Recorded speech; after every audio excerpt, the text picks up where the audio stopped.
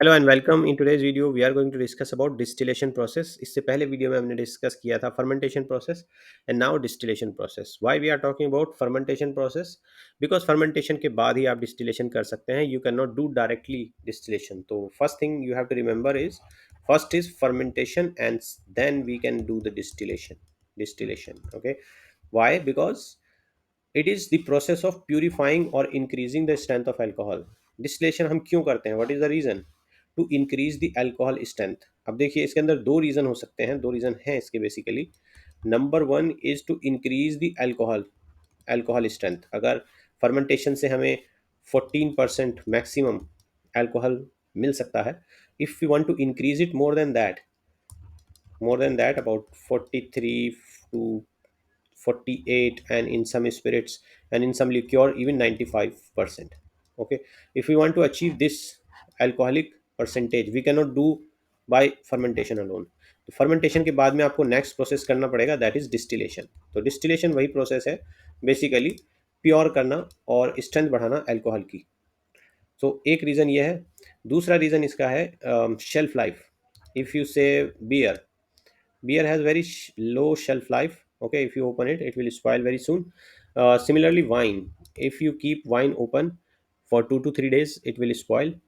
But if I do distillation of beer, what I get? I will get whiskey. Okay, अगर आप beer को distillation करेंगे तो आपको विस्की मिलेगी, and whisky has a very long shelf life. You can keep it for 100 years, it will not spoil. Similarly wine, if you do distillation of wine, what you get brandy. And same for brandy also, you can keep it as long as you want, it will not spoil. So distillation is done because of two purpose. One is to increase the shelf life, second is to increase the alcohol. Now we come to the how this process is done. Okay, this thing we have discussed already. In this process क्या करते हैं हम? Liquid obtain after fermentation, जो liquid हमें fermentation के बाद में मिला है जिसको कि हम वॉश बोलते हैं, is heated and when it start evaporating, जब ये इवेपोरेट होने लगता है, इसको हम गर्म करते हैं, जब ये इवेपोरेट वेपर बनने लगता है, स्टीम बनने लगता है, इट इज़ कंडेंस्ड मतलब ठंडा किया जाता है और दोबारा से लिक्विड बनाया जाता है। अगर आप स्टीम को ठंडा करेंगे तो it will become liquid again. Okay, so that is the process यहाँ पे यूज़ किया जाता है, and collected in a separate container, और उसको दूसरे कंटेनर में हम कलेक्ट करते हैं। ओके, अब ये होता कैसे है?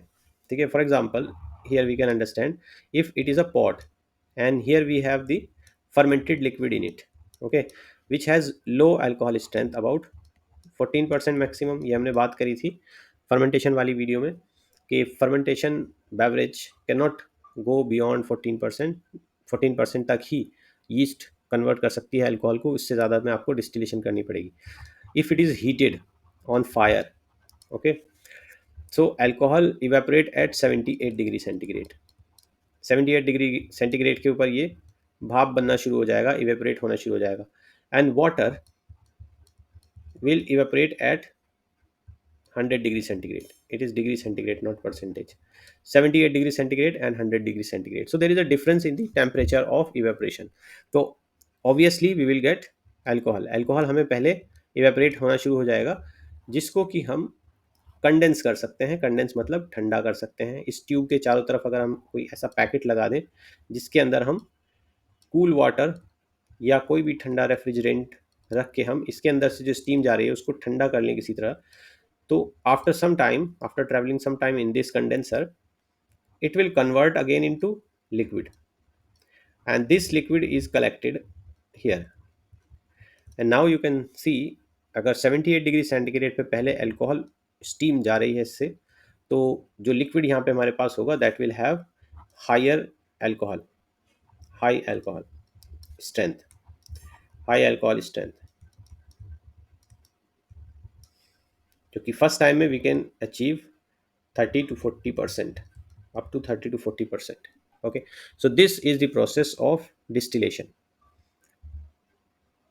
So here we can see important thing is that alcohol evaporates at 78 degree centigrade, water evaporates at 100 degree centigrade. ये दोनों चीज़ों को आपको याद रखना है कि इनके टेम्परेचर में डिफरेंस है, इवेपोरेशन टेम्परेचर में, बॉइलिंग टेम्परेचर में डिफरेंस है, जिसकी वजह से हम इनको अलग कर सकते हैं।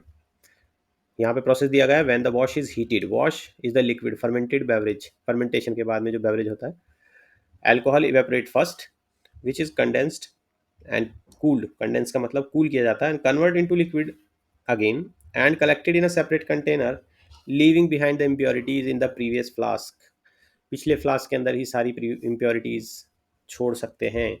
Now we can see clearly in this picture, you can now understand this picture और डिस्टिलेशन प्रोसेस. और अगर आप इसको समझ पा रहे हैं then you are also understanding pot still method, जिसका ये एक टॉपिक है पॉट स्टिल मेथड.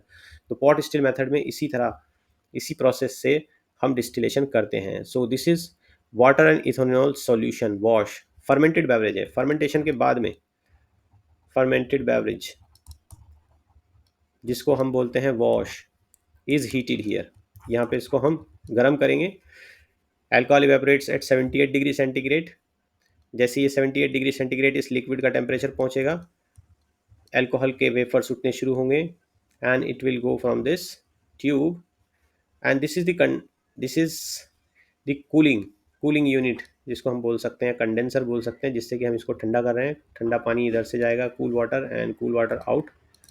ये कंटिन्यूअस कम एंड गो करेगा because after some time it will become hot, that is why we will run this water from one side in and one side out, okay, to keep this tube cool, okay.